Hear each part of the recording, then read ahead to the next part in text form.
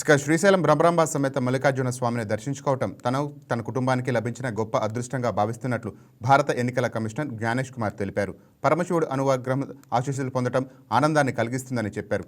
ఆలయానికి చేరుకున్న ఆయనకు ఆలయ రాజగోపురం దగ్గర అర్చకులు ఈవో శ్రీనివాసరావు స్వాగతం పలికారు. అనంతరం స్వామి అమ్మవార్లకు ప్రత్యేక పూజలు, రుద్రాభిషేకం, కుంకుమార్చన నిర్వహించారు.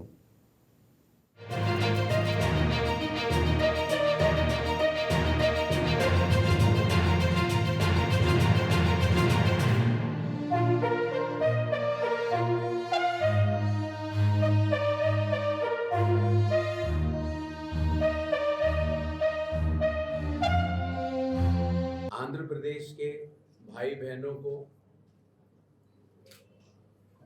मेरे और मेरे परिवार की तरफ से नमस्कार, भागुनरा।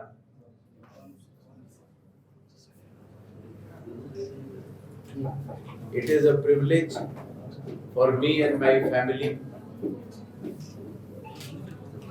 to be able to come to Sri Selam Devasthanam and seek the blessings of Lord Shiva and Shakti. मेरे और मेरे परिवार के लिए बहुत ही सौभाग्य का एक क्षण है जब श्री शैलम देवस्थानम में हम सब परमपिता शिव भगवान और शक्ति के आशीर्वाद लेने के लिए यहाँ पर आए।